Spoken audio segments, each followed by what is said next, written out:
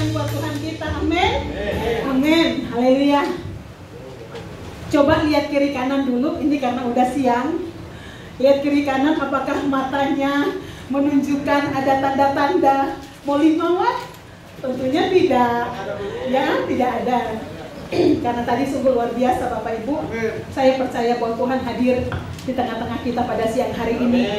Percayalah bahwa pada saat kita datang dengan penuh kesungguhan kepada Tuhan, Tuhan tahu apa yang kita butuhkan.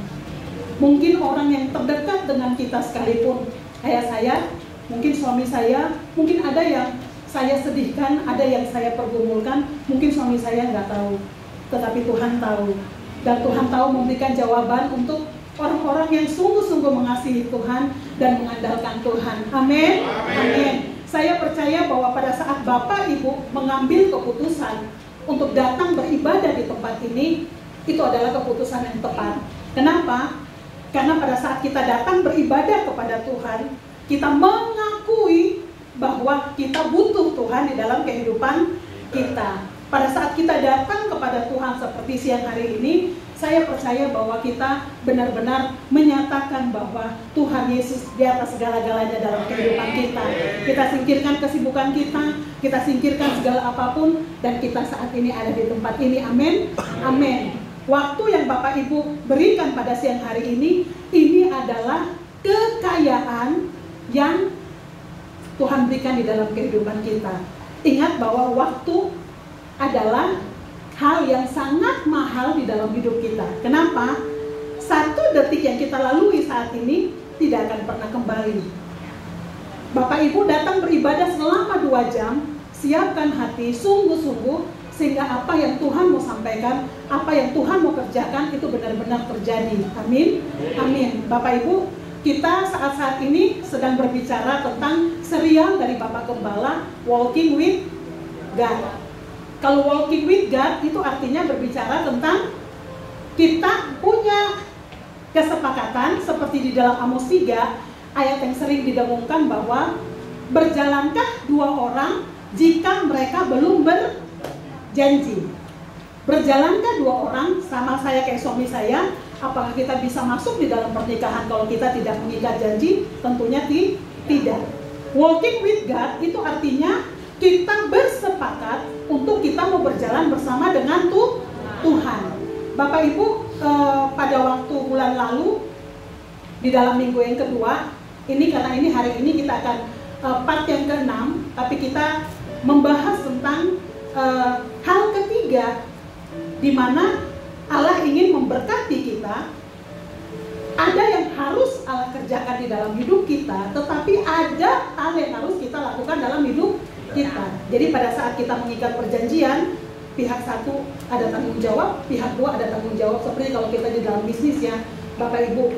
Nah, pada saat kita mau untuk berjalan dengan Tuhan Bapak Ibu, apakah Tuhan akan membiarkan kita biasa-biasa? Tentunya tidak.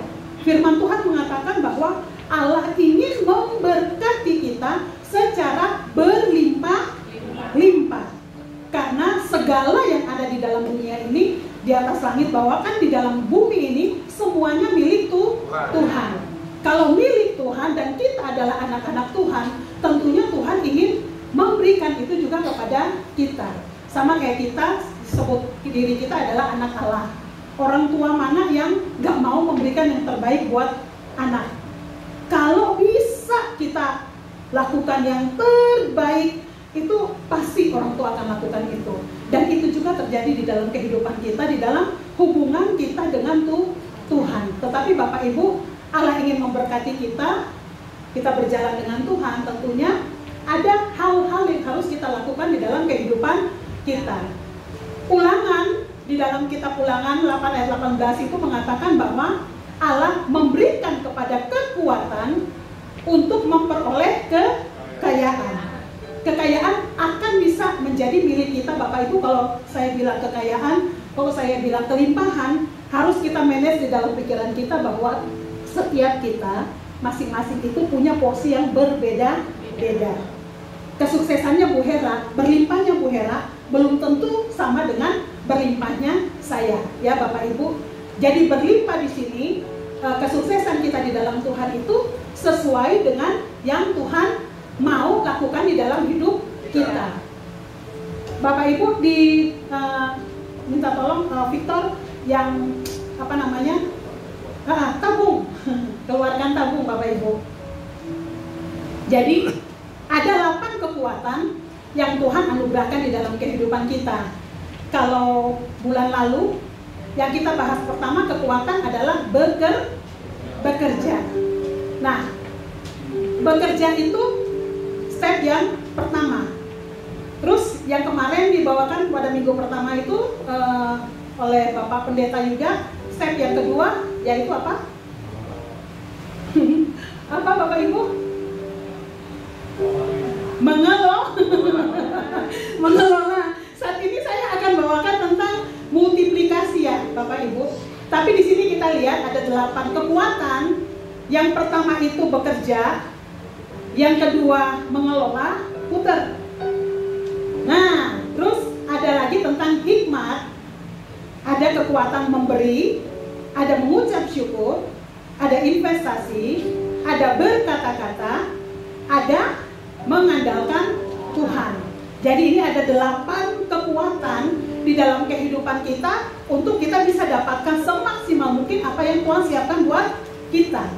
Jadi kalau Bapak Ibu ngelihat di sini, 8 kekuatan ini ibaratnya seperti kayak tabung ya, Bapak Ibu.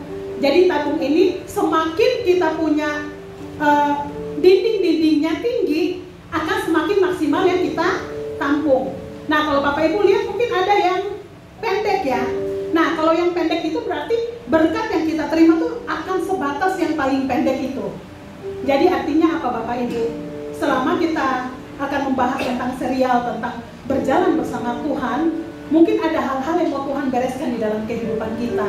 Ya Bapak Ibu ya, yang poin pertama dikatakan bekerja. Bekerja ini saya review ya, supaya kita bisa nyambung yang nanti dimultiplikasi. Bekerja itu sebenarnya kata dasar yang dipakai di dalam Alkitab adalah abad. Abad itu artinya apa?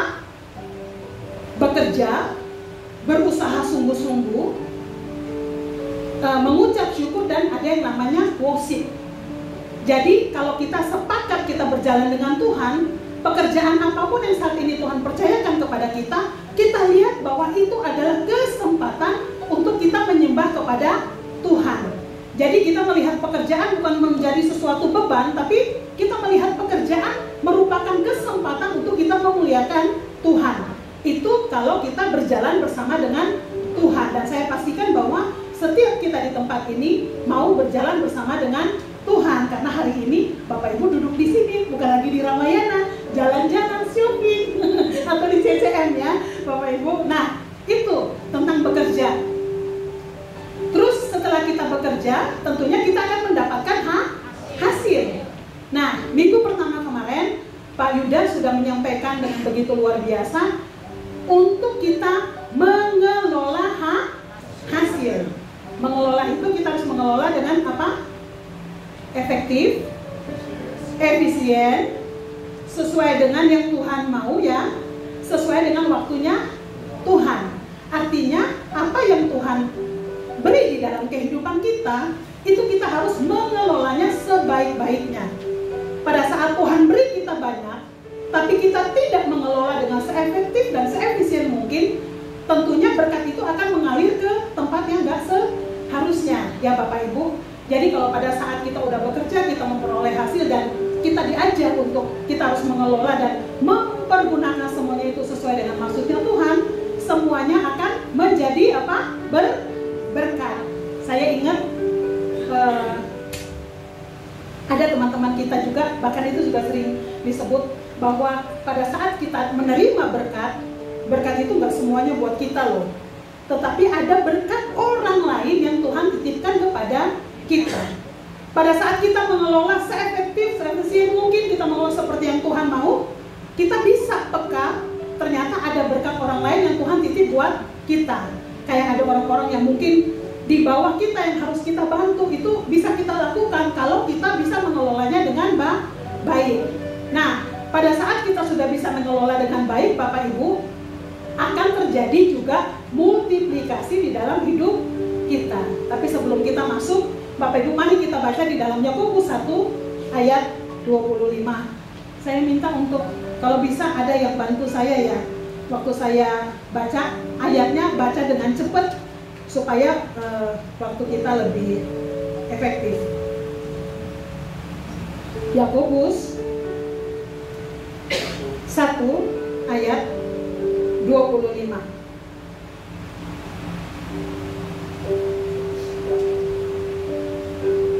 Bu Hera, silakan. Yakobus 1 ayat 25. Tetapi barang siapa meneliti hukum yang sempurna, yaitu hukum yang memerdekakan orang, dan ia bertekun di dalamnya, jadi bukan hanya mendengar untuk melupakannya, tetapi sungguh-sungguh melakukannya, ia akan berbahagia oleh perbuatannya. Amin. Bapak Ibu, di sini dikatakan bahwa siapa meneliti hukum. Kalau meneliti itu berarti kita nggak hanya cuma dengar terus selesai, atau kita nggak hanya cuma baca terus selesai. Tapi meneliti di sini ada stepnya. Yang pertama, kita membaca atau mendengar. Kedua, kita mencatat nih, seperti kebiasaan kita di GBI WTC. Di Bapak Gembala luar biasa, yang khotbah harus nyiapin outline-nya. Tujuannya supaya Bapak Ibu mencatat dan pulang sampai di rumah bisa membaca kembali. Dan ketiga, merenungkan. Setelah kita udah merenungkan, yang keempat kita harus melakukan. Dan yang berikutnya kita harus apa? Membagikan. Nah, yang dimaksud dengan meneliti hukum secara sempurna supaya berbahagia, kita harus membaca atau mendengarkan. Semua ikut. Kedua apa? Mencatat. Yang ketiga apa? Apa, Ken? Ayo loh. Jangan ngantuk, Ken. Apa Bapak Ibu? Merenungkan. Membagikan nanti poin setelah merenungkan. Apa? Membagikan. Yang kelima apa? Mendengar atau membaca. Kedua, mencatat. Ketiga, merenungkan. Keempat, melakukan. Kelima, membagikan. Kita buka di dalam 2 Timotius 3 ayat 16. Nggak ada ya di outline Bapak Ibu, tapi kalau bisa dicatat. 2 Timotius 3 ayat 16. Di situ dikatakan segala tulisan yang diilhamkan Allah memang bermanfaat untuk mengajar, untuk menyatakan kesalahan, untuk memperbaiki kelakuan, dan untuk mendidik orang di dalam kebenaran. Bapak Ibu, pada saat kita oke kepada Tuhan, untuk kita berjalan kepada Tuhan, berarti ada hal-hal yang harus kita lakukan. Bagaimana kita bisa lakukan, bagaimana kita bisa tahu apa yang Tuhan mau di dalam kehidupan kita? Otomatis kita harus balik kepada firman Tuhan.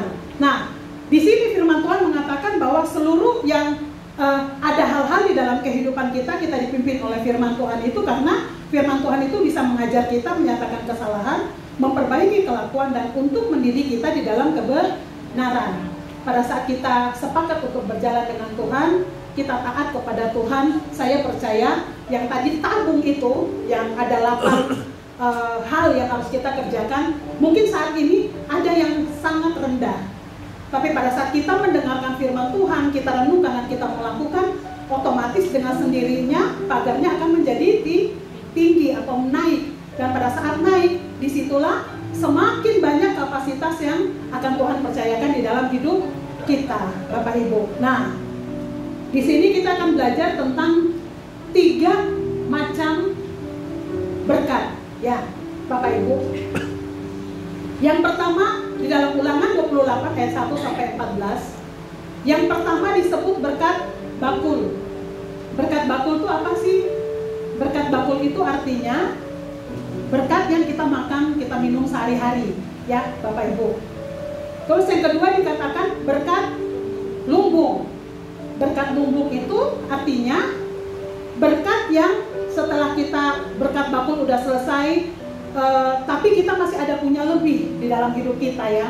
Jadi kalau berkat lumbung itu pendapatan dengan pengeluaran lebih besar apa? Pendapatan. Kalau pengeluaran lebih besar dari pendapatan, namanya minus. Kalau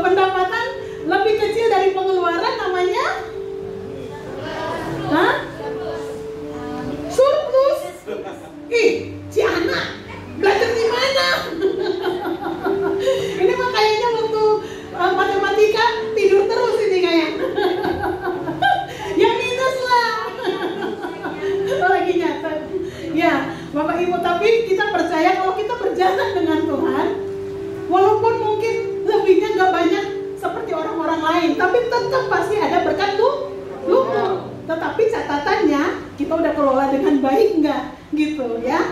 Nah, terus yang ketiga dikatakan berkat dari surga. Nah, ini kita baca bersama-sama di dalam Ulangan 28 ayat 12. Si Arlan kemana nih? Kabur ya dia. Ini takut disuruh Lan, tidur ya Lan. Pagi tadi duduknya di depan, giliran siang wudhu sono. Yuk, Bapak Ibu, ada yang udah dapat Ulangan 28 ayat 12, bisa dibacakan dengan suara yang keras.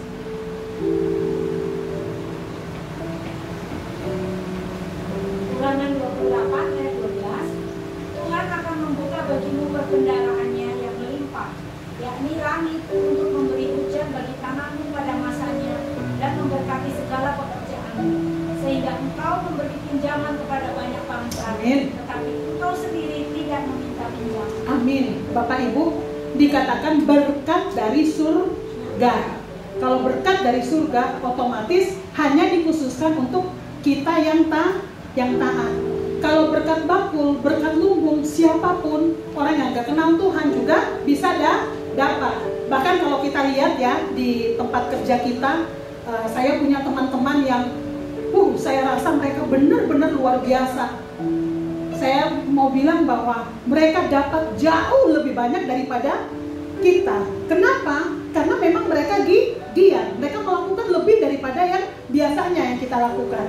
Kalau kita mau mendapatkan lebih, otomatis kita juga harus melakukan lebih. Tapi di sini dikatakan bahwa ada berkat dari surga. Artinya saya mau bilang bahwa mungkin kita punya gak lebih daripada orang-orang yang gak kenal Tuhan. Tapi percayalah bahwa pada saat kita berjalan dengan Tuhan, yang sedikit itu pun bisa lebih dari cukup. Saya pernah ya merenungkan ya Bapak Ibu, kebayang kalau orang-orang yang misalnya sakit jantung, yang harus ke Penang, yang harus ke luar negeri, yang harus segala macam itu, kalau mereka nggak punya duit, kira-kira gimana Bapak Ibu? Kita mungkin nggak punya dana yang ber-MM kali ya bunyinya, atau mungkin berpuluh-puluh juta bunyinya. Tapi kalau hari ini kita sehat Bapak Ibu, hari ini kita bisa duduk dengan manis, dengan cantik, kita bisa menikmati hadirat Tuhan. Itu adalah berkat dari surga yang harus kita syukuri. Berkat tidak hanya bicara tentang materi, tapi kesehatan kita, damai sejahtera kita, sukacita oleh Roh Kudus, itu adalah berkat juga dari Tuhan. Kita tepuk tangan buat Tuhan kita. Tuhan begitu luar biasa di dalam kehidupan kita Bapak Ibu. Bapak Ibu, kalau pada waktu yang lalu dikatakan bahwa pada saat kita bekerja dengan Tuhan, kita mengikat janji dengan Tuhan, itu berarti ada aturan, ada SOP yang harus kita lakukan di dalam kehidupan kita. Kita ingat pada saat lalu tuh dijelaskan Bapak Gembala begitu luar biasa, dan itu juga saya bawakan di ibadah kedua, bahwa semua yang ada dalam kehidupan kita ini sebenarnya milik Tuhan Bapak Ibu. Semua yang ada dalam hidup kita, napas hidup kita, kalau kita hitung Bapak Ibu, misalnya per hari 18,5 juta, kalau 30 hari berapa? Kemarin ada total-totalan, kalau lihat di Google ada yang 5M, ada yang 5,5M. Bapak Ibu coba bayangkan, kalau bukan karena Tuhan dan harus kita bayar, seberapa banyak yang harus kita keluarkan duit ya Bapak Ibu. Dan di sini kita lihat untuk hal yang paling utama dalam hidup kita aja, itu kita terima gratis dari Tuhan. Jadi artinya pada saat kita berjalan dengan Tuhan, kita membuat perjanjian kerja sama dengan Tuhan, semua modal itu sebenarnya punya Tuhan. Kalau kita di dalam perusahaan Bapak Ibu, kayak saya misalnya di dalam perusahaan ada kakak saya juga yang punya saham di dalamnya. Pada saat kita punya keuntungan, ya baginya sesuai saham yang ada Bapak Ibu. Tapi kalau kita dengan Tuhan, artinya apa Bapak Ibu? Segala yang kita punya adalah milik Tuhan. Berarti kalau Tuhan ingin untuk kita mengembalikan bagian Tuhan, itu adalah apa? Semuanya punya Tuhan. Itu menandakan bahwa bukan masalah nominal yang Tuhan minta dari kita, tetapi masalah ketaatan. Bapak Ibu bicara soal ketaatan, itu bukan hal yang gampang, bukan hal yang mudah. kecenderungan kita sebagai manusia pengennya yang enak-enak, yang sakit-sakit, yang harus bayar harga, janganlah. Kalau bisa kita dapat yang banyak, Tuhan yang dikit, misalnya ya gitu. Pokoknya apa-apa itu kecenderungan kita sebagai manusia, keinginan daging kita maunya yang enak-enak. Kalau giliran dapat berkat banyak, ya udah kalau bisa itu kita semua aja. Gak usah lah orang-orang di sekeliling kita, mau udahlah dia makan lah, dia mau kelaparan lah gitu. Jadi untuk memberi, untuk kita istilahnya memberi dengan orang-orang di sekeliling kita pun itu berarti apa? Butuh apa? Hati yang taat. Kadang mungkin Tuhan mau kita lakukan untuk memberkati orang-orang di sekeliling kita, tapi karena kita lebih mementingkan diri kita, akhirnya kita bisa lewatkan begitu aja. Nah, hari ini tuh sebenarnya ada 2 instrumen Bapak Ibu yang dipakai Tuhan untuk memberkati kita. Kita sama-sama sepakat bahwa semua di dalam hidup kita adalah milik Tuhan. Yang pertama dikatakan perpuluhan, yang kedua persembahan. Bapak Ibu, perpuluhan sama persembahan itu waktu bulan kemarin kita udah belajar bersama-sama bahwa sebenarnya waktu di Taman Eden saat Tuhan menyediakan semuanya untuk Adam, itu sebenarnya ada larangan. Yang pertama, dia nggak boleh menyentuh pohon apa? Kehidupan. Yang kedua, dia nggak boleh menyentuh pohon pengetahuan yang baik dan jahat. Artinya, pada saat Adam taat, semuanya dia terimanya tanpa melakukan apa-apa. Tetapi karena dia nggak taat kepada Tuhan, akhirnya untuk makan pun dia harus bekerja keras ya Bapak Ibu. Nah, di dalam kehidupan kita sebenarnya ada 2 instrumen ini yang harus kita taat di dalam hidup kita ya Bapak Ibu. Sekali lagi, kalau saya bicara perpuluhan, saya berbicara persembahan Bapak Ibu, tidak berbicara tentang nominal, tapi berbicara kalau kita sama-sama belajar bahwa saat kita mengembalikan perpuluhan, itu sebenarnya yang pertama kita mengakui bahwa segala yang ada dalam hidup kita berasal dari Tuhan. Dan yang kedua, kita mengakui bahwa kita sedang berpartner dengan Tuhan. Pada saat kita nggak taat kepada Tuhan, berarti partnership kita akan mati. Artinya apa Bapak Ibu kalau partnership kita mati? Mati itu artinya ya udah kita kerja mah udah yang kayak tadi tuh kan ada 3 berkat yang bakul, lumbung, sama berkat dari surga. Pada saat kita nggak taat kepada Tuhan, berarti kita cuma berkat bakul sama lumbung. Yang berkat dari surga kan kita udah berjalan sendiri ya Bapak Ibu ya, seperti itu. Dan yang kedua tentang ini ya Bapak Ibu, tentang persembahan. Persembahan itu Bapak Gembala kita sering katakan bahwa itu bicara tentang benih ya. Nah, sebenarnya persembahan, kenapa perpuluhan dikatakan ya, mengapa kita harus memberikan perpuluhan? Mengapa Bapak Ibu? Coba biar saya nggak sendiri. Mengapa kita harus beri perpuluhan? Itu ada di dalam Maleakhi 3. Yuk kita baca dulu Maleakhi ya. Maleakhi 3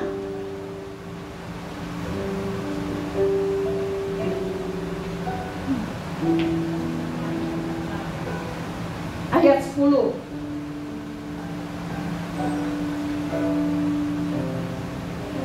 Baca Ci, tolong. Maleakhi 3 ayat 10. Bawalah seluruh persembahan persepuluhan itu ke dalam rumah perbendaharaan, supaya ada persediaan makanan di rumahku, dan ujilah aku, firman Tuhan semesta alam. Apakah aku tidak membukakan bagimu tingkap-tingkap langit dan mencurahkan berkat kepadamu sampai berkelimpahan? Amin. Amin. Yang pertama, kenapa kita harus memberi perpuluhan? Supaya ada persediaan makanan. Bapak Ibu, makanan itu contohnya ini nih, makanan jasmani nih. Bapak Ibu kebayang yang melayani WL yang kayak saya khotbah dari ibadah 1, ibadah 2, ini kita butuh nih roti, kita butuh tuh kopi, kita butuh tuh minum. Itu dari mana Bapak Ibu? Dari persembahan Bapak Ibu. Kita bisa pakai LED yang bagus seperti ini dari mana Bapak Ibu? Dari persembahan. Kita punya alat musik yang komplit, kita bisa punya kursi, kita bisa punya semua yang ada di tempat ini. Itu dari mana? Apakah dari Pak Yuda? Dari Pak Sabar? Dari saya? Atau dari pengerja? Enggak. Semua ini sebenarnya dari jemaat Dari kita untuk kita. Tepuk tangan untuk kita. Kurang keras. Tepuk tangan untuk kita. Ya, itu ya. Jadi untuk ada persediaan makanan itu, ada makanan jasmani kayak tadi saya kasih contoh, ada roti, ada minum. Itu sebenarnya dari Bapak Ibu semua. Ya. Terus yang kedua dikatakan bahwa ada makanan rohani agar setiap kita menerima kebenaran firman sehingga kita dapat mengalami terobosan dalam hidup. Setiap pembicara yang datang dari jauh ya Bapak Ibu butuh apa? Transport. Untuk transport, untuk operasional kita bisa ibadah di tempat ini. Setiap bulan kita harus bayar sewa. Dari mana Bapak Ibu? Dari perpuluhan Bapak Ibu, dari persembahan kita semua. Kita bisa pakai AC sebegini banyak, Bapak Ibu bisa pakai kipas angin, kita bisa punya lampu yang bagus. Bahkan Bapak Ibu sekarang kita sudah punya media sosial ya. Media sosial Bapak Ibu cari di GBI WTC itu ada Instagram, ada YouTube. Bapak Ibu di YouTube akhir-akhir ini kita punya anak-anak multimedia yang begitu luar biasa. Mereka kerja dengan hebat, dengan luar biasa Bapak Ibu. Kita gereja juga punya handphone, iPhone ya, kita punya fasilitas Bapak Ibu. Semuanya itu karena apa? Persembahan yang dari Bapak Ibu berikan. Jadi apa yang kita berikan di gereja itu semuanya dipakai untuk kita lagi ya, dari kita untuk kita ya. Terus kedua dikatakan bahwa tadi di dalam Maleaki dikatakan pada saat kita memberikan perpuluhan, pada saat kita memberikan persembahan, kita mengakui bahwa semua yang ada dalam hidup kita adalah milik Tuhan. Otomatis dikatakan Tuhan membuka pintu surga dan berkat dicurahkan di dalam hidup kita. Amin. Amin. Yang ketiga dikatakan menjadi pagar agar aset yang Tuhan percayakan kepada kita terlindungi oleh Tuhan. Itu yang tadi berkat dari surga ya Bapak Ibu. Jadi pada saat istilahnya kita berpartner dengan Tuhan, kita berjalan dengan Tuhan, saya percaya bahwa pada saat kita berpartner dengan Tuhan, kita walking with God, itu artinya kita akan berusaha menyelaraskan apa yang kita lakukan dengan apa yang Tuhan mau. Sekali lagi saya katakan bahwa kecenderungan kita manusia pengennya yang gampang, yang mudah, dapatnya banyak, waktunya cepet, ya enggak? Gak usah lama-lama lah kerjanya, yang penting punya tabungan secepat mungkin.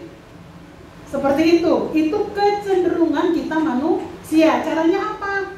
Kompromi, caranya korupsi, caranya nipu-nipu. Itu cara dunia. Kalau ada hal-hal yang kita lakukan bertentangan dengan kehendak Tuhan, saya percaya bahwa pada saat kita mengikat perjanjian dengan Tuhan, kita mau berjalan dengan Tuhan, pasti ada peringatan di dalam hidup kita untuk kita tinggalkan dan kita nggak lakukan itu di dalam hidup kita. Balik lagi, bicara tentang ketaatan gak gampang ya Bapak Ibu. Tapi percayalah bahwa pada saat kita mengandalkan Tuhan di dalam hidup kita, ada Roh Kudus di dalam hidup kita yang mengingatkan kita, mengarahkan kita, mengingatkan kita kebenaran firman Tuhan, seperti dalam 2 Timotius tadi yang mengatakan bahwa Dia akan mendidik kita, Dia akan mengingatkan kita, Dia akan menuntun kita untuk kita berjalan di dalam seluruh kebenaran Tuhan. Amin. Berikutnya dikatakan bahwa pada saat kita punya kebiasaan untuk memberikan perpuluhan, seperti tadi yang saya katakan, itu kita mengakui bahwa semua yang ada dalam hidup kita itu bukan karena kita, tetapi karena Tuhan, ya. Nah, terus tentang persembahan. Mengapa harus persembahan?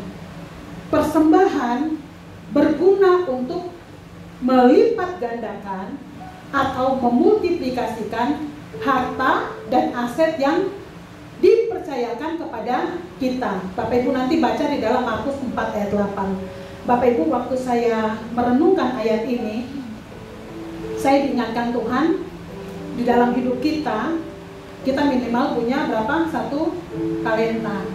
Ada yang 1, ada yang 2, ada yang 5. Semakin banyak talenta yang kita punya, akan semakin banyak yang dituntut dari hidup kita.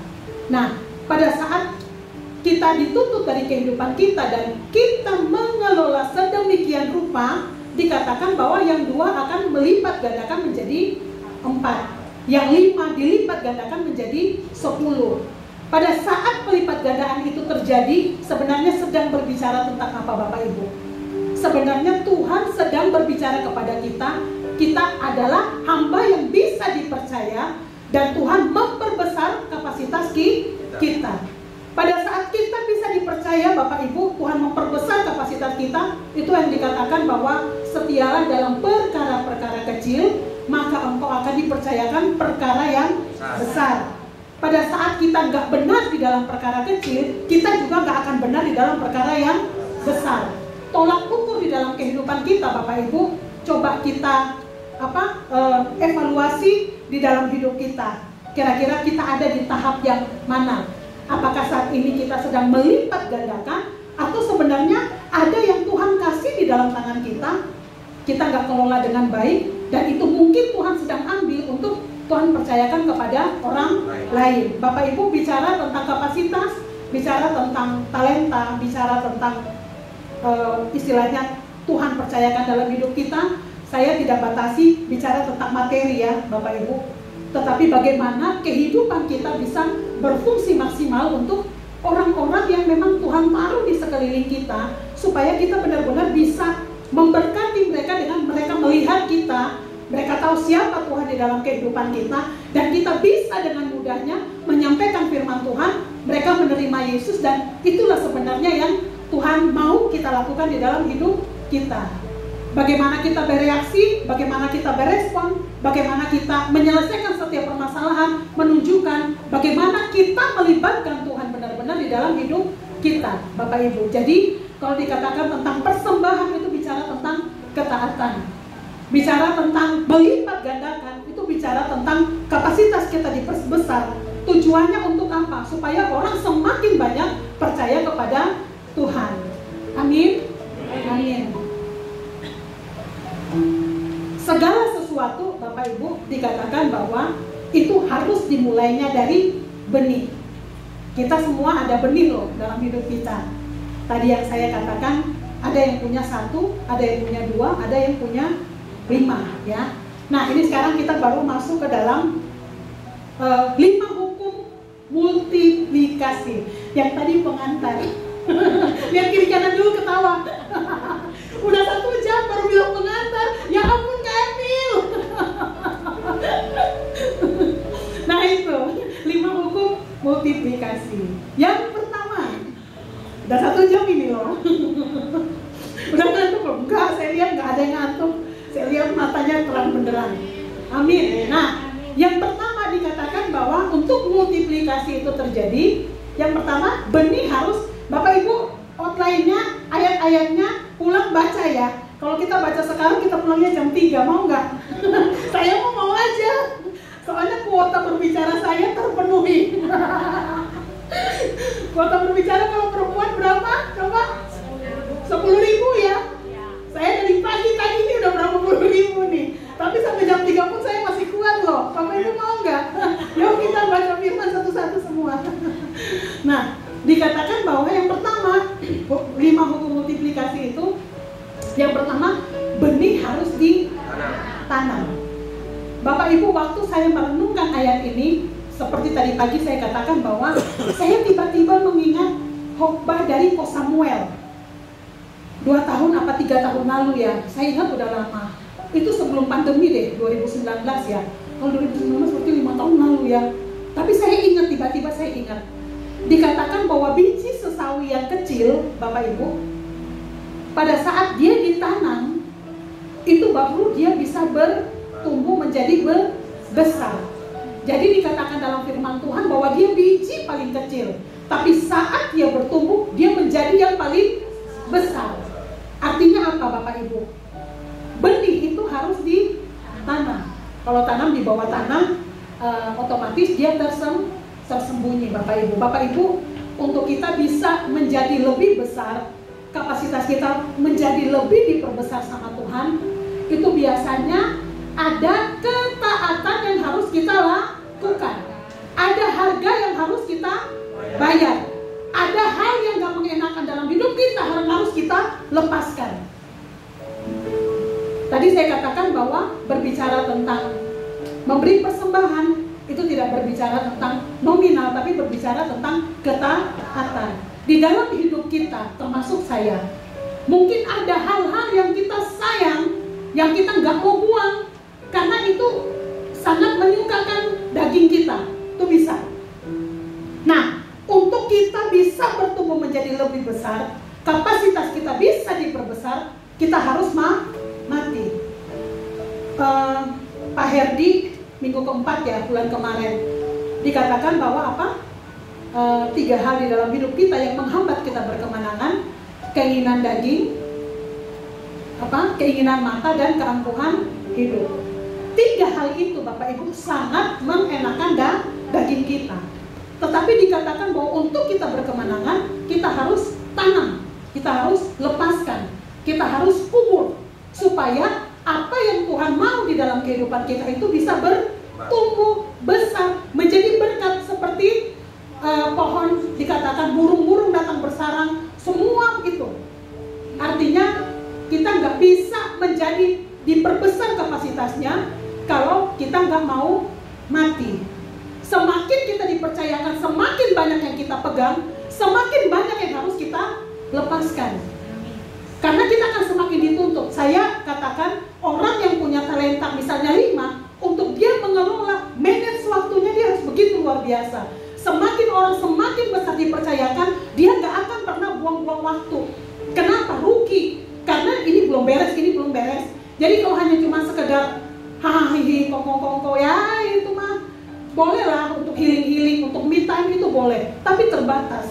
Semakin kita mau dipakai Tuhan secara luar biasa, kapasitas kita semakin diperbesar Tuhan.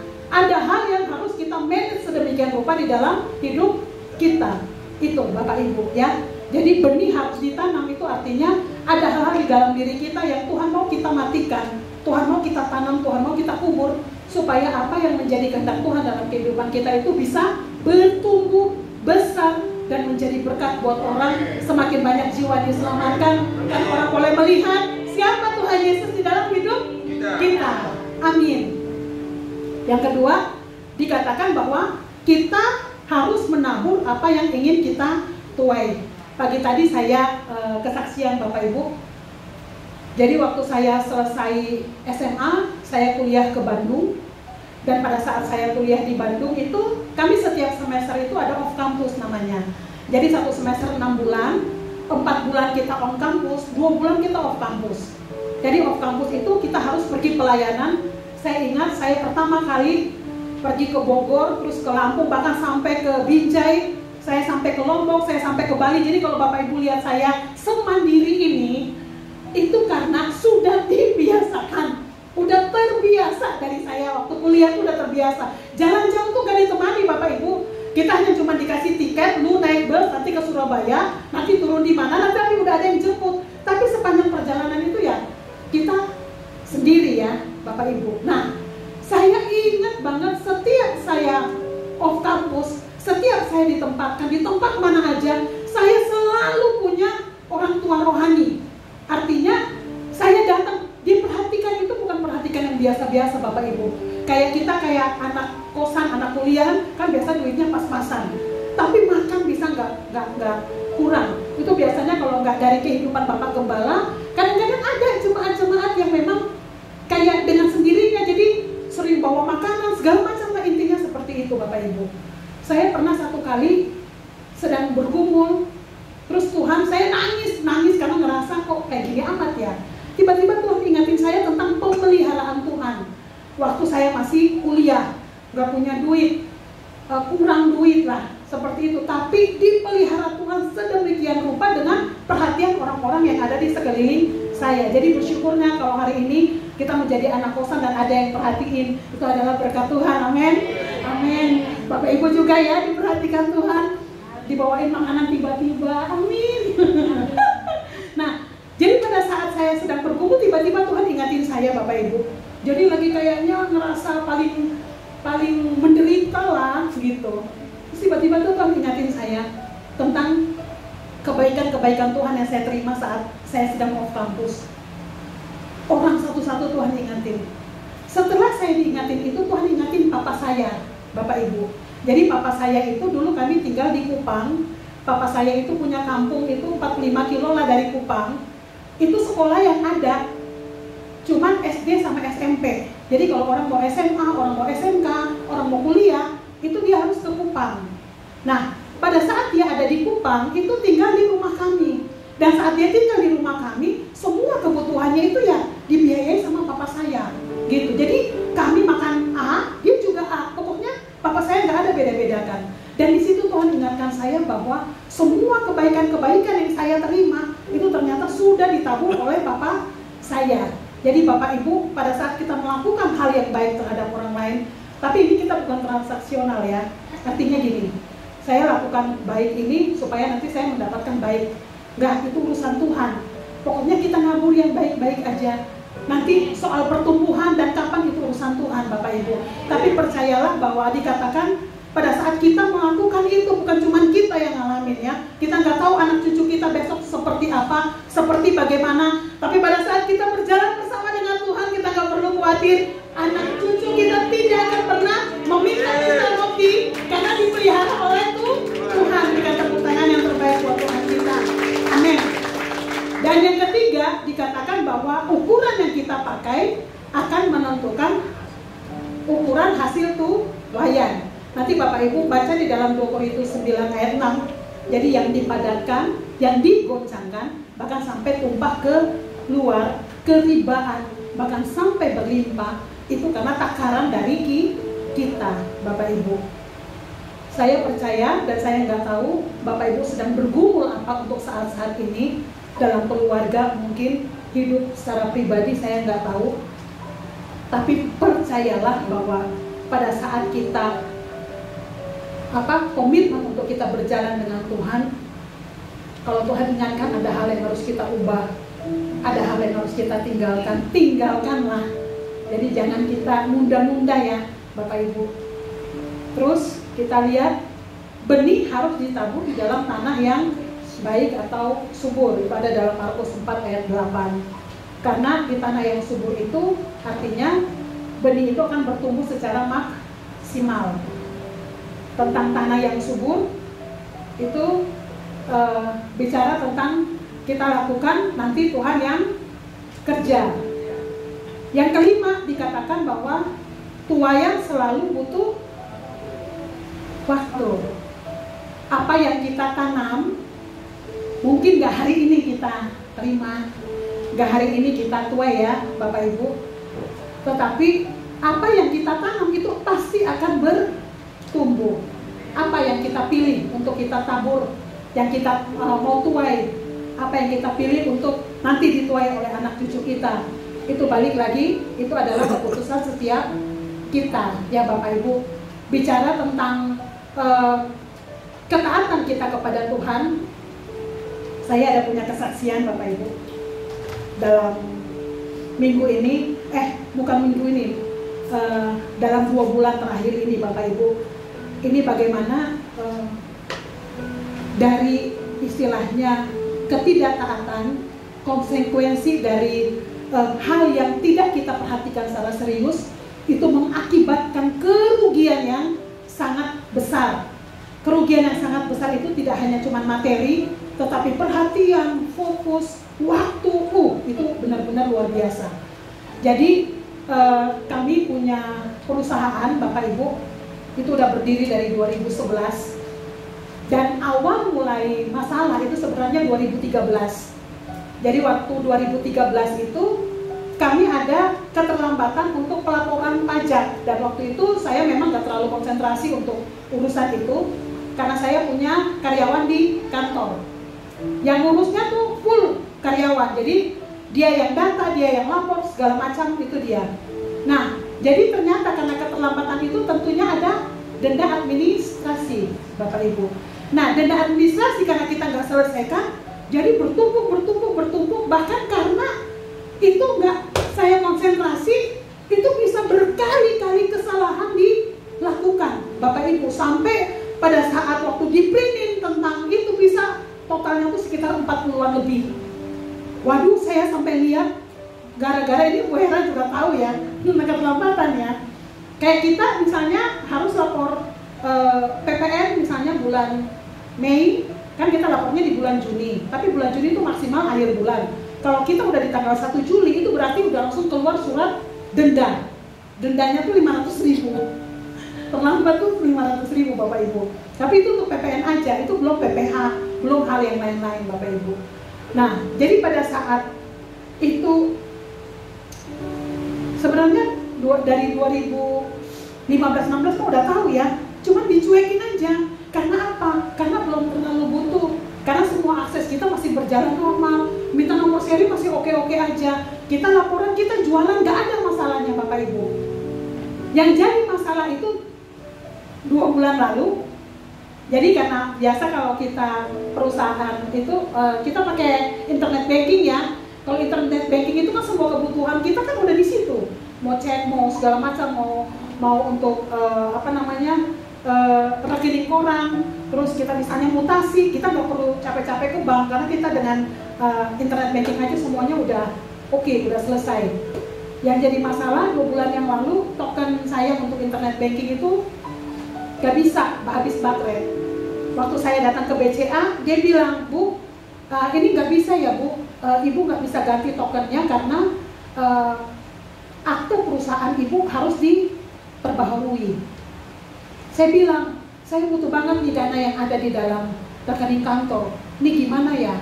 Gitu. Dan dia tetap bilang, pokoknya intinya nanti gimana caranya, karena waktu itu sekitar udah 5 tahunan nggak pernah itu. Saya punya cek, saya punya giro, tapi udah tahun yang lama dari 2017 ya, 2017-2019. Singkat cerita itu uang bisa keluar, tetapi saya tetap harus memperbaharui data. Terus yang kedua, hari-hari ini kami sedang mengikut tender dan perusahaan ada beberapa yang minta untuk kita update data. Dan untuk update data itu kan nggak mungkin kami kasih yang udah terblok. Jadi itu udah terblok di mana-mana Bapak Ibu. Jadi istilahnya udah nggak bisa kita ngapa-ngapain lagi karena kemarin di notaris pada saat lagi untuk segala macam pun nggak bisa karena udah diblok semua. Intinya gara-gara pajak.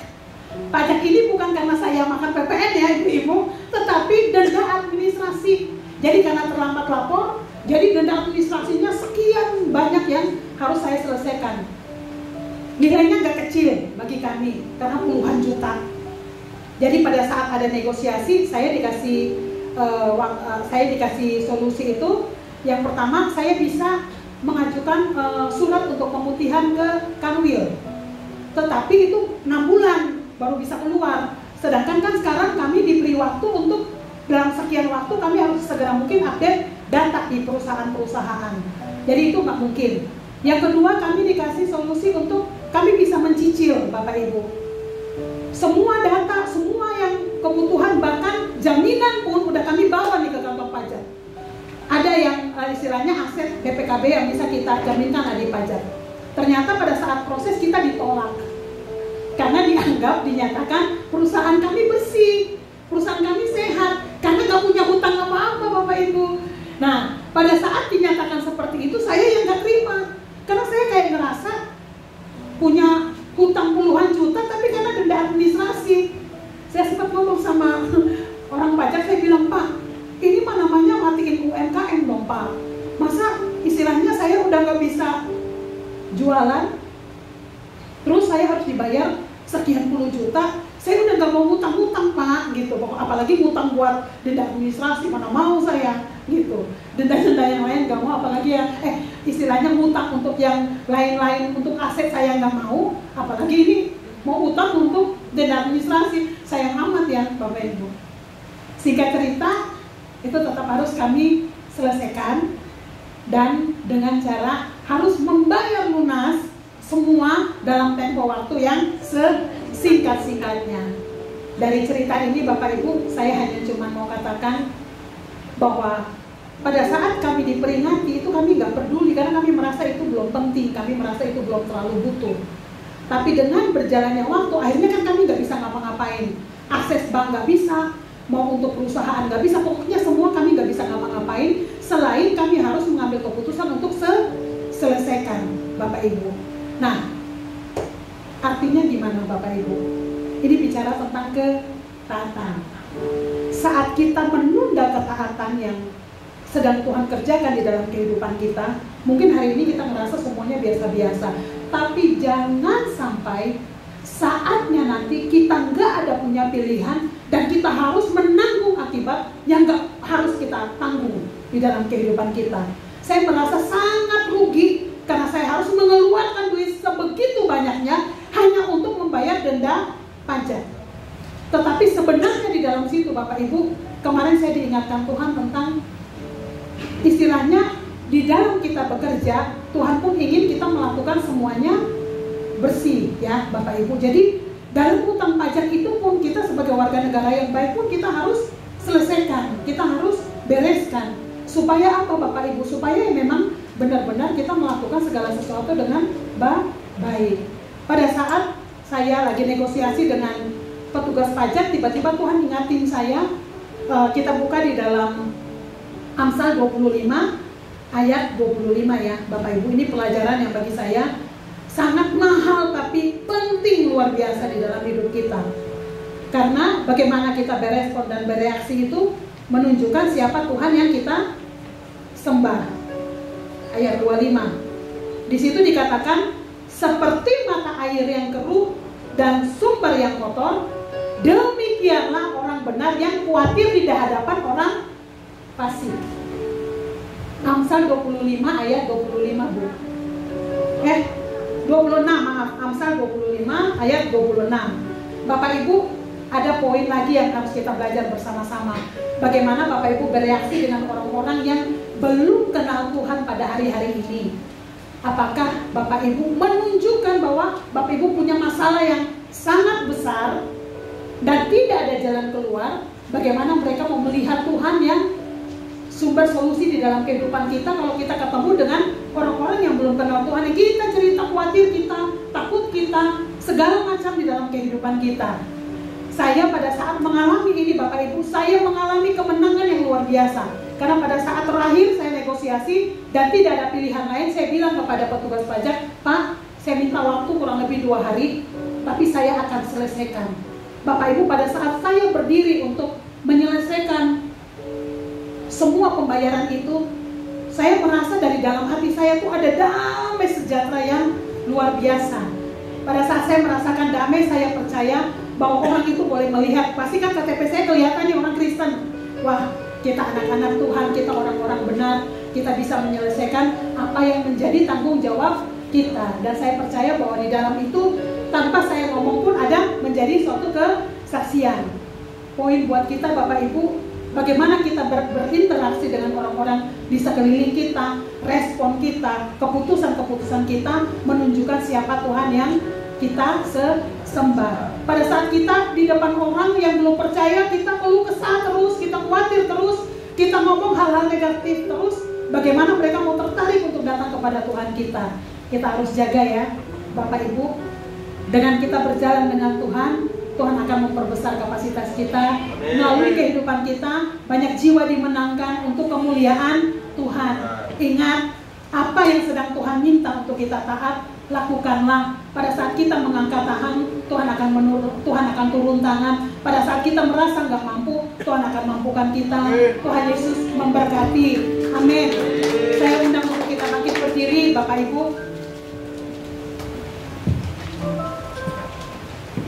Kita akan angkat pujian. Berkali-kali Kau menolong, berkali-kali Kau kuatkan. Mungkin rasa sakit yang kita alami saat ini, kita merasa gak ada yang mengerti. Tapi percayalah bahwa Tuhan sangat tahu itu di dalam kehidupan kita. Apapun yang menjadi struggle dalam hidup kita ya Bapak Ibu, yang kita merasa kayaknya susah banget Tuhan, aku gak mampu, aku gak bisa buat lepaskan, aku gak mampu untuk tanam itu Tuhan. Mari datang kepada Tuhan, berserah, angkat tangan, dan percayalah Tuhan akan turun tangan. Tuhan akan menjawab kita dengan caranya yang begitu ajaib. Amin. Berkali-kali Kau menolong.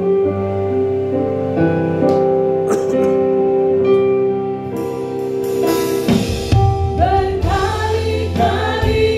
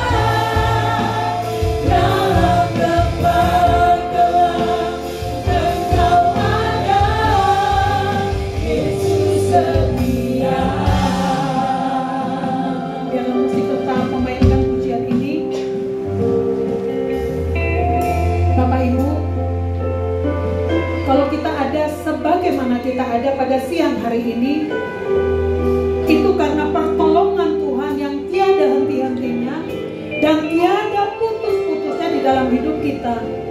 Jangan biarkan intimidasi, jangan biarkan kekhawatiran, jangan biarkan ketakutan menekan iman kita kepada Tuhan.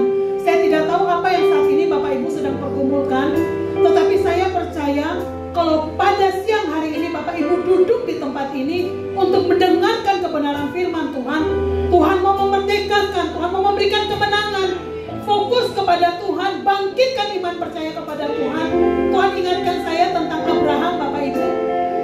Pada saat Tuhan memberikan janji untuk dia menerima, untuk memiliki anak, dari segala usia, dari segala keadaan, itu tidak memungkinkan. Tetapi Allah yang berjanji adalah Allah yang setia, Allah yang melakukan jauh lebih daripada apa yang timbul di dalam hati kita, di dalam pikiran kita, bahkan lebih daripada doa-doa kita. Tuhan menjawab, melakukan tepat seperti yang Dia janjikan. Bahkan kalau hari ini kita disebut sebagai anak-anak Allah, itu karena ketaatan Abraham dan percayanya Abraham kepada Tuhan.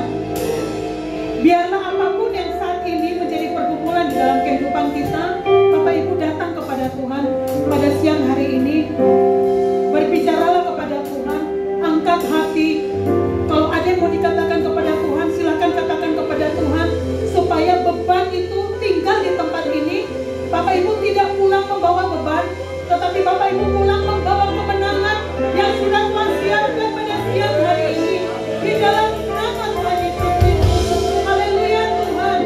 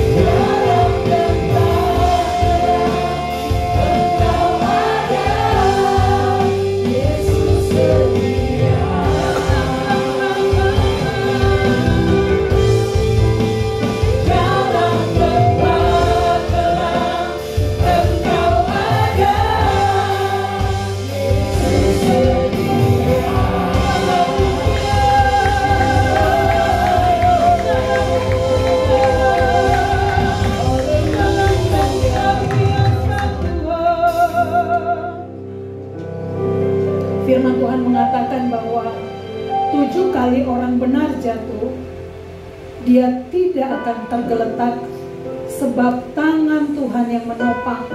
Bapak Ibu, tidak ada kelemahan apapun yang membuat kita terjatuh, tergeletak, dan kita tidak bisa buat apa-apa.